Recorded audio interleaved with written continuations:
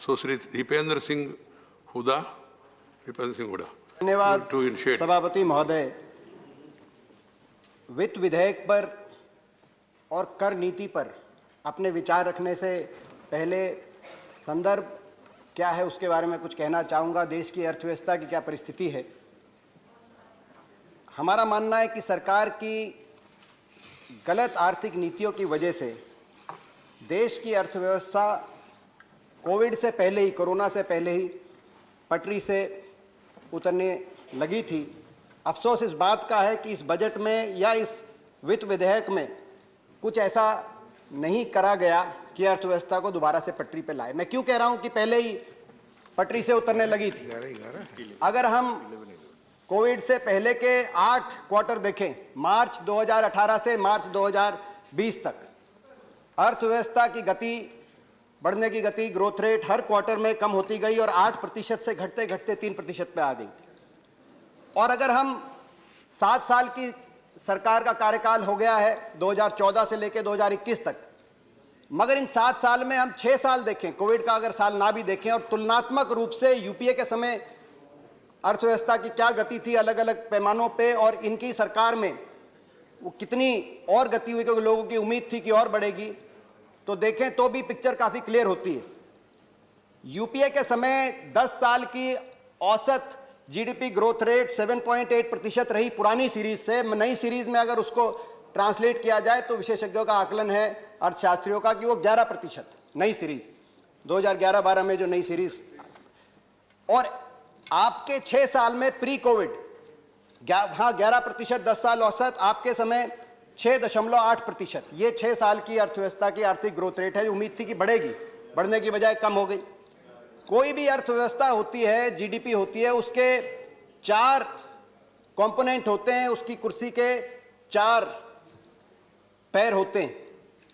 क्या 4 पैर होते हैं? कंजम्पशन, डिमांड कितनी है अर्थव्यवस्था में, निवेश, इन्वेस्टमेंट कितनी हो रही है, एक्सपोर्ट कितना ग्रोथ हो रहा है, और गवर्नमेंट एक्सपेंडिचर। अगर हम 10 साल की यूपीए और 6 साल का आकलन करें आपकी अर्थ जो है व्यवस्था में, इन चारों जो पैर हैं कुर्सियों के किसी भी अर्थव्यवस्था के, उनमें क्या परिस्थिति बनी तो पिक्चर और क्लियर हो जाती है। निवेश की बात करें, इंडस्ट्रियल इन्वेस्टमेंट ग्रोथ रेट जो यूपीए के समय 14% थी ग्रोथ रेट हर साल, वो घट के 2% 2014 से 2020। क्रेडिट एंड बैंक लोन, क्योंकि जब तक बैंक से क्रेडिट नहीं कोई लेगा तब तक अर्थव्यवस्था में निवेश कैसे करेगा। यूपीए के समय 13% ग्रोथ रेट थी हर साल, वो घट के 4% ग्रोथ रेट पे आ गई। ये इन्वेस्टमेंट की पिक्चर दिखाते हैं। अब आए प्राइवेट कंजम्पशन ग्रोथ। आप ही के आंकड़े हैं इसी बजट में प्रकाशित। प्राइवेट कंजम्पशन ग्रोथ यानी कि डिमांड, यूपीए के समय 24% ग्रोथ रेट थी प्राइवेट कंजम्पशन ग्रोथ में हर साल प्रति वर्ष, वो घटकर अब 9% 6 साल में, कोरोना से पहले। कॉर्पोरेट सेल्स ग्रोथ रेट, ये भी एक आकलन का नजरिया है कि कितनी सेल्स हो रही है, खरीदारी हो रही है मार्केट में। उस समय 12% प्रति वर्ष ग्रोथ रेट होती थी, अब वो मात्र 3% पे आके रुक गई है। तो डिमांड भी नहीं। डिमांड के आगे आता है एक्सपोर्ट, मेक इन इंडिया का नारा दिया गया। पूरी दुनिया के अंदर बड़ी बड़ी तस्वीरें मेक इन इंडिया की लगाई गई, मगर जो एक्सपोर्ट ग्रोथ रेट 10 साल 2004 से 14 तक 21% प्रति वर्ष वो ग्रोथ रेट थी एक्सपोर्ट्स में, वो अब कम होकर आज 6 साल में 2014 से 20 तक मात्र 3% पे आके ठहर गई। तो एक्सपोर्ट भी नहीं। फिर बचा गवर्नमेंट एक्सपेंडिचर, उसमें भी यूपीए के तुलना में कम हुआ है, मगर जितनी ज्यादा तादाद में ये बाकी 3 पहलू अर्थव्यवस्था के लुढ़के हैं, गवर्नमेंट एक्सपेंडिचर को आपने फिर भी ग्रोथ रेट में तो 24% प्रति वर्ष से 16% प्रति वर्ष पे आ गई, मगर उतनी नहीं लुढ़की जितनी बाकी 3 पहलू लुढ़के। इनके साथ साथ अर्थव्यवस्था में स्ट्रेस्ड एनपीए हम सब जानते हैं। अभी भी जनवरी में आरबीआई स्टेबिलिटी रिपोर्ट आई जिसमें कहा गया कि सितंबर 2021 तक 13.5% एनपीएस का रेशो हो जाएगा। सरकारी बैंकों में और भी बुरा हाल है। इसी प्रकार से स्ट्रेस कॉर्पोरेट बैलेंस शीट, ये कुछ स्ट्रक्चरल प्रॉब्लम्स हमारी इस अर्थव्यवस्था में रहे। मगर हमारा मानना है ये अर्थव्यवस्था पटरी से उतरनी कब शुरू हुई? सबसे पहले नोटबंदी ने अर्थव्यवस्था को हिलाया। उसके बाद जिस तरीके से आनन फानन में जीएसटी लागू की गई, उसने अर्थव्यवस्था की कमर तोड़ दी, और उसके बाद कोरोना के अंदर जो आपकी मैनेजमेंट रही अर्थव्यवस्था की, उसने अर्थव्यवस्था को आज आईसीयू में पहुंचा दिया। मगर ये हमारा आकलन है, विशेषज्ञ अर्थशास्त्री मानते हैं कि ये पहले से आईसीयू में थी। अभिजीत बनर्जी, नोबेल पुरस्कार विजेता, उनका 2020 में मानना था कोविड से पहले। क्या कहा उन्होंने? अर्थव्यवस्था आईसीयू में। आपके स्वयं जो चीफ इकोनॉमिक एडवाइजर रहे अरविंद सुब्रमण्यम, उन्होंने क्या कहा 2020 कोरोना से पहले? क्या कहा कि ये कोई आम मंदी नहीं है। कोरोना के आने से पहले यह आम मंदी नहीं है, 30 साल में ऐसी मंदी नहीं देखी गई। रघुराम राजन, उन्होंने भी आपके समय आरबीआई संभाली है, उनका कहना है कोरोना से पहले कि अर्थव्यवस्था बद से बदतर हो गई है, अत्यंत गंभीर स्थिति है अर्थव्यवस्था की। तो लोगों का मानना था पहले ही खराब थी, फिर कोरोना आया और आपने अपनी विफलताओं को कोरोना के माथे पे चिपकाने का एक विफल प्रयास किया। मगर कोरोना में भी आपकी गलत आर्थिक नीतियों की वजह से अर्थव्यवस्था जितनी खोखली हो गई थी, उसकी पोल कोरोना के 1 साल में भी खुली। कैसे खुली? 4 रिकॉर्ड बने इस कोरोना के अंदर। पहला रिकॉर्ड, जितनी भी बड़ी अर्थव्यवस्थाएं हैं विकासशील और विकसित देशों में, कोरोना के समय अगर सबसे ज्यादा नेगेटिव जीडीपी ग्रोथ रेट रही, सबसे ज्यादा जीडीपी किसी देश की लुढ़की, तो हिंदुस्तान की लुढ़की। आप किसी भी देश से कंपेयर करें, जब कोरोना चरम में था, अप्रैल से जून की तिमाही में हिंदुस्तान की अर्थव्यवस्था -23.9%, पूरे साल में -7.9%, सबसे ज्यादा पूरे दुनिया के अंदर, विश्व के अंदर ये रिकॉर्ड आपके नाम आया। दूसरा रिकॉर्ड आपने बनाया, कोरोना के समय गरीब और अमीर में अगर सबसे ज्यादा अंतर कहीं बढ़ा, आपकी गलत आर्थिक नीतियों की वजह से खोखली हो चुकी थी अर्थव्यवस्था, तो सबसे ज्यादा गरीब अमीर में अंतर हिंदुस्तान में बढ़ा। जहां जिस तिमाही में हमारी अर्थव्यवस्था 23% लुढ़क गई थी, उसी तिमाही में जो हमारे 100 सबसे अमीर भारतीय हैं, उनकी इनकम के अंदर 35% इजाफा हुआ। 100 सबसे जो अरबपति हिंदुस्तान के 13 लाख करोड़ की उनकी कमाई हुई, तो उनकी कमाई में 35% इजाफा, और अर्थव्यवस्था 29% लुढ़क रही है, और दुनिया में किसी मुल्क में ऐसा नहीं हुआ। तीसरा रिकॉर्ड बना, जो अलग अलग आंकड़े हैं उनके आधार पे कोरोना में सबसे ज्यादा बेरोजगारी, 12 करोड़ के करीब लोगों की जो है लोग बेरोजगार हो गए, 35% एमएसएमई बंद हो गई, तो सबसे ज्यादा बेरोजगारी कोरोना में हिंदुस्तान में हुई, सबसे ज्यादा अर्थव्यवस्था हिंदुस्तान की लुढ़की किसी भी देश के मुकाबले में, और सबसे ज्यादा गरीब अमीर में अंतर बढ़ गया कोरोना के समय। तो ये आपकी नीतियों की देन है। मगर चौथा रिकॉर्ड भी बना। चौथा रिकॉर्ड ये बना कि कोरोना में जो पैकेज लेके आए, फाइनेंशियल स्टिमुलस पैकेज, अलग अलग देश, जापान अपनी जीडीपी के मुकाबले में 20% फिस्कल पैकेज लेके आया, कनाडा ने 20% दिया, ऑस्ट्रेलिया ने 18%, ब्राजील ने 18%, टर्की ने 14%। हमारे देश में आपने 20 लाख करोड़ की घोषणा करी, मगर इसके अंदर जो फिस्कल कंपोनेंट है वो कुल मिलाकर जीडीपी का मात्र 3.2%।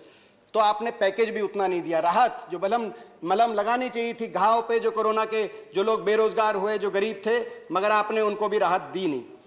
अगर हम जीडीपी कांस्टेंट प्राइसेस पे देखें, तो जब आपकी सरकार 2014-15 में आई देश में, उस समय 104 लाख करोड़ की अर्थव्यवस्था थी देश की, वो बढ़कर 2019-20 में 145 लाख करोड़ की हो गई थी। कोरोना के बाद ये जब कम हुई, गिरी, तो अब वो गिर के 132 लाख करोड़ की हो गई इस साल के अंत में, यानी कि 132 लाख करोड़, जो कि 2016-17 में जितनी अर्थव्यवस्था थी उसके बराबर। अब ये आप कह रहे हैं वी शेप रिकवरी हो रही है और हम कोरोना से पहले की स्थिति में आ रहे हैं, मगर आपके आंकड़े नहीं बताते। अगर आरबीआई की ग्रोथ रेट देखें हम कि 11% ग्रोथ रेट हो जाएगी इस साल, तो भी 145 लाख करोड़ नहीं होगा, 2 साल लगेंगे। अगर यूएनसीटैड जो एक अंतर्राष्ट्रीय ऑर्गेनाइजेशन है यूनाइटेड नेशंस की, उनका आकलन देखें तो मात्र 5% की उम्मीद की जा रही है ग्रोथ रेट की। ऐसे में 2026 तक पहुंचेगी पहली 2019-20 के बराबरी की अर्थव्यवस्था। अगर डॉक्टर गीता गोपीनाथ का हम देखें, उनका जो लेख आया है, उसके अनुसार 2025 में हमारी अर्थव्यवस्था उस लेवल पे पहुंचेगी जो कोरोना से पहले है, जिसको गंभीर बताया गया। तो गंभीर से अत्यंत गंभीर हो गई। अब अत्यंत गंभीर से वापस गंभीर स्थिति में लाने में आपके कार्यकाल में दोबारा से गंभीर स्थिति में आ पाएगी कि नहीं आ पाएगी, इस पे आकलन चल रहे हैं। बहरहाल अब स्थिति यह है कि जैसे गर्मी के महीने में कोई नौसिखिया मिस्त्री कोई वाटर कूलर किसी घर में लगा हो, उसकी आके मोटर खोल दे मगर उसको बांधना ना आए और सबके पसीने छूट जाए, आपको भी समझ में नहीं आ रहा कि अब क्या हो। अब मैं टैक्सेशन पॉलिसीज पे आऊंगा। दो स्रोत तो होते हैं किसी भी वित्त मंत्री के पास, राजस्व और व्यय, रेवेन्यू और एक्सपेंडिचर। किससे पैसा लेंगे, किसको देंगे। गोस्वामी तुलसीदास जी ने रामायण के अंदर राम राज्य की जब कल्पना करी थी तो एक कुछ ऐसा लिख के गए थे जो आज भी हमारे लिए गाइडिंग प्रिंसिपल का काम कर सकते हैं। प्लीज बरसत हर्षत सब लखे, करसत लखे न कोय, तुलसी प्रजा सुभाग से, भूप भानु सो होय। मतलब कि जब कर लेना हो किसी भी राजा को तो ऐसे लेना चाहिए जैसे सूर्य नदियों से लेता है, पता ना चले, और जब देना हो अपनी प्रजा को तो ऐसे बरसे कि सृष्टि हर्षोल्लास में समा जाए। मगर आपकी नीतियां इसके विपरीत हैं। जब लेना होता है तो ऐसे लेते हैं कि जेब पे ऐसी भारी चोट पड़ती है कि विश्व कीर्तिमान बन जाते हैं, जैसे आज डीजल, पेट्रोल, कुकिंग गैस के ऊपर, रसोई गैस के सिलेंडर के ऊपर दुनिया में सबसे ज्यादा कर आप ले रहे हैं। और जब देना होता है तो ऐसा देते हैं कि जैसे आपने कोरोना में 20 लाख करोड़ का पैकेज दिया कि आज तक उस पैकेज का क्या हुआ, किस घर में कितना पहुंचा, ये कोई जवाब नहीं, वो अदृश्य हो जाता है। आप बिल्कुल विपरीत दिशा में चल रहे हैं। मगर मैं ओवरऑल अब एक बात कहना चाहता हूं। देखिए, मैंने कहा कि कंजम्पशन, आपकी सरकार के कार्यकाल में कंजम्पशन की हवा निकल गई, निवेश की हवा निकल गई, एक्सपोर्ट की हवा निकल गई, और थोड़ा बहुत गवर्नमेंट एक्सपेंडिचर की गति में कमजोरी आई है, मगर गवर्नमेंट एक्सपेंडिचर अभी है। और आपने इस बजट में भी गवर्नमेंट एक्सपेंडिचर, खास तौर पे कैपिटल एक्सपेंडिचर की तरफ, कैपेक्स की तरफ अपने दया दृष्टि रखी है, जो पहले से आपकी नीति चली आ रही। हमारा मानना है कि जब ये इस तरह की सप्लाई साइड इकोनॉमी की बात की जाए, जब तक डिमांड नहीं है इकोनॉमी के अंदर, वो सस्टेनेबल नहीं। क्यों? क्योंकि जब डिमांड होता है, जो आपका फोकस केवल गवर्नमेंट एक्सपेंडिचर और कैपेक्स पे है, जब तक डिमांड नहीं है तो आपके टैक्स रेवेन्यूज इतने नहीं होते, कलेक्शन आपकी इतनी नहीं होती कि उसको अच्छे से फंड किया जाए। जो टैक्स, जिसका सबसे बड़ा सबूत दिखाई देता है टैक्स टू जीडीपी रेशो। 2004-5 में जब हमारी सरकार बनी थी यूपीए में, उस समय टैक्स टू जीडीपी रेशो थी 10%, वो बढ़कर हो गई थी 12%। कोई भी एडवांस इकोनॉमी होती है, टैक्स टू जीडीपी रेशो बढ़ती रहती है। चीन के अंदर 17% है, ब्राजील के अंदर 33% है, अमेरिका के अंदर 20% है, यहां तक कि पाकिस्तान, श्रीलंका, बांग्लादेश के अंदर भी 12 से 15% की रेंज में।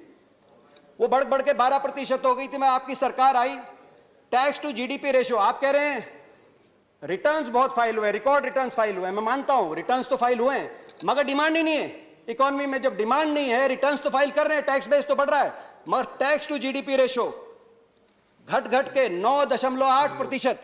टैक्स टू जीडीपी रेशो 10% पे 2004-5 से शुरुआत करके 12% आपको सौंप के गए थे, अब वो घट के 9.8%। टैक्स टू जीडीपी रेशो किसी भी विकसित देश से, विकासशील देश के मुकाबले में कम। जब टैक्स नहीं होगा और आपको अपना कैपेक्स फंड करना है, गवर्नमेंट एक्सपेंडिचर फंड करना है, तो आप क्या करेंगे? मार्केट बोरोइंग करेंगे। और मार्केट बोरोइंग आपने बढ़ाते गए। मार्केट बोरोइंग इस कदर बढ़ी कि डेट टू जीडीपी रेशो, कर्ज कितना है अर्थव्यवस्था में, आज 91% पे पहुंच गया। जितने भी आपके पीयर मुल्क हैं जो आपके बराबर की परिस्थिति में, उनका एवरेज है डेट टू जीडीपी रेशो 42%, आप पहुंच गए 91%। और 91% इतना बड़ा डेट, अमेरिका में 100% पे रेशो है। जितना विकसित देश होता है उतना ज्यादा डेट लेता है, जितनी तेजी से कोई अर्थव्यवस्था आगे बढ़ रही होती है। हमारी दिक्कत क्या है कि ग्रोथ हो नहीं रही, डेट ले रहे हैं और कैपेक्स उससे फंड कर रहे हैं। एक बात मानी गई है विश्व बैंक ने कि 77% से ऊपर अगर डेट टू जीडीपी रेशो, कर्ज का जीडीपी के 77% से ऊपर हो जाए, तो आने वाले समय की ग्रोथ रेट को आप मॉर्गेज कर रहे हैं।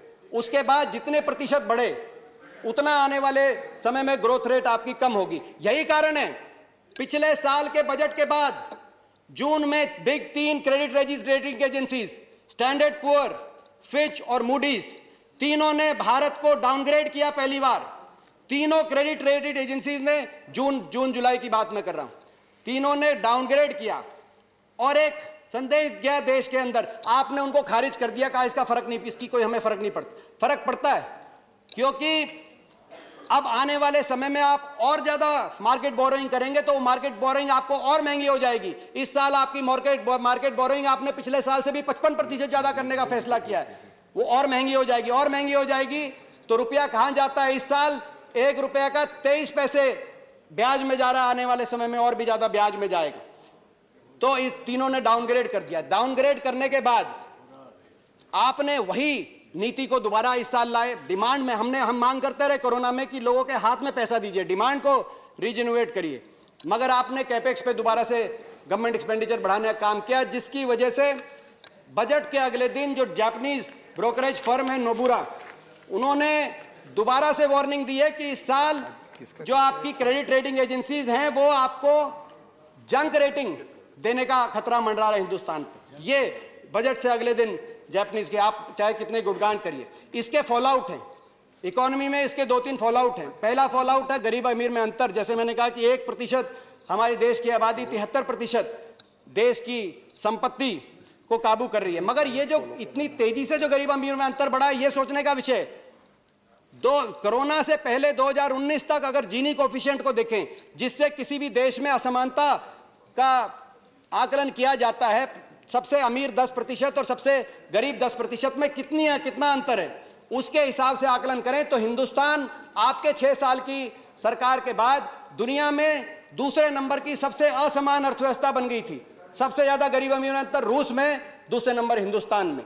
और कोरोना के बाद का जो प्रिलिमिनरी एस्टिमेट आया जीनी कोएफिशिएंट का, उसके अनुसार ये भी आपको मैं मुबारक देता हूं, आपकी अर्थनीतियों का नतीजा, रूस को भी आप ओवरटेक करने जा रहे हैं और देश में दुनिया में सबसे ज्यादा असमान।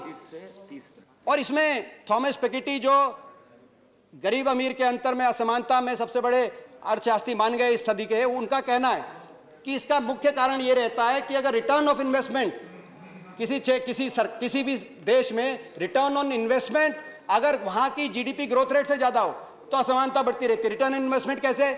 जैसे स्टॉक मार्केट में अगर रिटर्न ऑन इन्वेस्टमेंट ज्यादा है, जो हम देख रहे हैं स्टॉक मार्केट में क्या हो रहा है, अगर हमारी देश की ग्रोथ रेट से ज्यादा है तो ये अंतर बढ़ने की संभावना है। इसके 2 कारण मुख्य तौर से, जैसे मैंने कहा, सप्लाई साइड पे फोकस किया आपने, और दूसरा डायरेक्ट और इनडायरेक्ट टैक्सेस में आपने इनडायरेक्ट टैक्सेस को फोकस किया।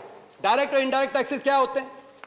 डायरेक्ट टैक्सेस यानी कि इनकम टैक्स, कॉर्पोरेट टैक्स, जो कहीं ना कहीं समानता की तरफ देश की अर्थव्यवस्था को लेकर आता है, और इनडायरेक्ट टैक्सेस जो गरीब पे लगते हैं ज्यादा, जैसे पेट्रोल पे, डीजल पे। पेट्रोल पे उतना ही टैक्स 1 लीटर में मुकेश कुमार को देना पड़ता है जितना मुकेश अंबानी को देना पड़ता है, मगर इनकम टैक्स और कॉर्पोरेट टैक्स में आप फर्क कर सकते हो। आपने क्या किया जब से आपकी सरकार आई है? कॉर्पोरेट टैक्स को घटाया 25%, ये कह के घटाया कि इससे निवेश होगा, मगर डिमांड है नहीं, निवेश हो नहीं रहा। इसीलिए कॉर्पोरेट टैक्स की कलेक्शन जो 2014-15 में अर्थव्यवस्था में corporate tax to GDP ratio 3.4% थी, आज वो कलेक्शन घट के 2.3% आ गई। कॉर्पोरेट टैक्स बढ़ना चाहिए था आपके अनुसार, निवेश होना चाहिए था, मगर कॉर्पोरेट टैक्स की कलेक्शन डाउन आ गई। ऐसे ही इनकम टैक्स की कलेक्शन डाउन आ गई। और आप कहां से निकाल रहे हैं? गरीब आदमी पे, जिनकी संपत्ति बढ़ रही है उन पे कोई टैक्स नहीं, और आप कह रहे एक और गरीब आदमी पे पेट्रोल, डीजल और रसोई गैस पे आप टैक्स लगा रहे हैं। आप ये कह रहे हैं कि कॉर्पोरेट टैक्स तो दुनिया में बराबर होना चाहिए, तभी हमारी कंपेटिटिवनेस बनेगी हमारी कंपनियों की। तो इनडायरेक्ट टैक्स, पेट्रोल और डीजल पे टैक्स दुनिया के बराबर क्यों नहीं होना चाहिए? मैं आपसे सवाल पूछता हूं, हमारे आम आदमी की कंपेटिटिवनेस क्यों नहीं होनी चाहिए? महंगा ऐसे ही पेट्रोल डीजल की बात आई, आज स्थिति ये है पेट्रोल डीजल पे आज 100 रुपए में से, धर्मेंद्र जी बोल रहे हैं, आज 100 रुपए में से 63 रुपए सरकार की जेब में जाता है अगर कोई पेट्रोल भरवाने जाए। और डीजल पे जो 2014-15 में जेटली जी के पहले बजट में 3 रुपए की एक्साइज ड्यूटी थी, आज वो 31 रुपए की एक्साइज ड्यूटी हो चुकी है। आपके पहले बजट में 75,000 करोड़ की कलेक्शन थी पेट्रोल, डीजल, रसोई गैस के सिलेंडर पे, आज इस बजट में वो 75,000 करोड़ से बढ़कर 3.5 लाख करोड़ की कमाई उसी जनता से आप कर रहे हैं और अच्छे दिन बता रहे हैं। तो ये मैं समझता हूं, आप उसका दर्द समझिए, उस बूढ़ी मां का जिसने दिया जलाया था कोरोना में। आज उसके घर गैस सिलेंडर खाली पड़ा है। आज वो चूल्हे पे लकड़ी से रोटी जला रही है और उसके धुएं से उसकी आंख में आंसू निकल रहे हैं। बेरोजगारी एक और फॉल आउट है, बेरोजगारी Please, देश में please. एक और फॉल आउट है बेरोजगारी। देश की बेरोजगारी इतनी भयावह रूप ले चुकी है। आज हम जानते हैं एनएसएसओ के अनुसार 45 साल में सबसे ज्यादा बेरोजगारी, सीएमआई के अनुसार 70 साल का बेरोजगारी का रिकॉर्ड इस साल पिछले जो वर्ष गया इसमें टूटा है। केवल कोरोना में 12 करोड़ लोग बेरोजगार हो गए। डिमोनेटाइजेशन में 50 लाख अजीम प्रेमजी यूनिवर्सिटी का अनुसार था, उस समय 50 लाख लोग बेरोजगार हो गए। आपका 2 करोड़ रोजगार देने का वायदा था, यानी कि 7 साल में 14 करोड़ रोजगार मिलने चाहिए थे।